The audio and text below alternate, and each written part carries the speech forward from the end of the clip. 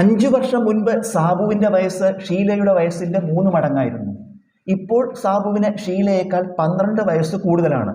ഷീലയുടെ ഇപ്പോഴത്തെ വയസ്സ് എത്ര? നമുക്കിതിൽ 2 കാലയളവിലത്തെ കാര്യം പറയാണ്.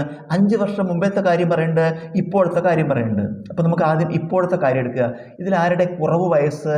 ഷീലയുടെ വയസ്സാണ്. കാരണം സാബുവിന് ഷീലയേക്കാൾ 12 വയസ്സ് കൂടുതലാണ്. ഷീലയ്ക്കാണ് വയസ്സ് കുറവ്. ഷീലയുടെ വയസ്സ് x എടുത്താൽ സാബുവിൻ്റെ വയസ്സ് 12 കൂടുതലാണ്. x+12. ഇത് ഇപ്പോഴത്തെ കാര്യം. ഇനി 5 വർഷം മുമ്പത്തെ കാര്യം പറയുന്നുണ്ട്. 5 വർഷം മുമ്പ് എന്താ സംഭവിക്കുക? രണ്ടുപേരുടെയും 5 കുറയും വയസ്സ്. ഷീലയുടെ വയസ്സ് എന്താവും? ഇവിടെ x ആയിരുന്നു ഇപ്പോഴത്തെ, അപ്പോൾ 5 വർഷം മുമ്പ് x-5. അതുപോലെ സാബുവിൻ്റെ വയസ്സ് ഇപ്പോൾ x+12 ആണ്. 5 വർഷം മുമ്പ് ഇതിന്ന് 5 കുറയ്ക്കുക, അപ്പോൾ എന്ത് വരും? x+7 എന്ന് വരും. ഇനി ഈ 5 വർഷം മുമ്പത്തെ രണ്ടുപേരുടെയും വയസ്സുകൾ തമ്മിലൊരു ബന്ധം പറയുന്നുണ്ട്. എന്താണ്? 5 വർഷം മുമ്പ് സാബുവിൻ്റെ വയസ്സ് ഷീലയുടെ വയസ്സിൻ്റെ 3 മടങ്ങ്. ഷീലയുടെ വയസ്സിനെ 3 കൊണ്ട് ഗുണിച്ചാൽ സാബുവിൻ്റെ വയസ്സ് കിട്ടുമായിരുന്നു 5 വർഷം മുമ്പ്. ഷീലയുടെ വയസ്സ് എത്രയാണ്? x-5.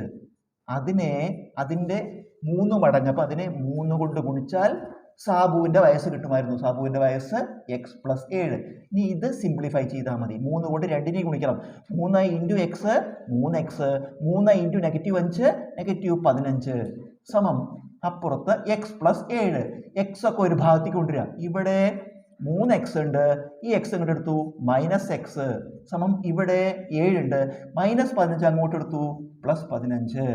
3x എന്ന് 1x കുറച്ച 2x സമം 7ഉം 15ഉം കൂട്ടിയ 22. 2x സമം 22 ആണെങ്കിൽ x സമം 22/2 11 എന്ന് കിട്ടി. x എന്താണ് കാണേണ്ടത്?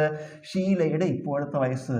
ഇപ്പോൾ ഷീലയുടെ വയസ്സ് x ആണ്. അപ്പം നമുക്കത് കിട്ടി. x ന്റെ വില ഉത്തരം 11.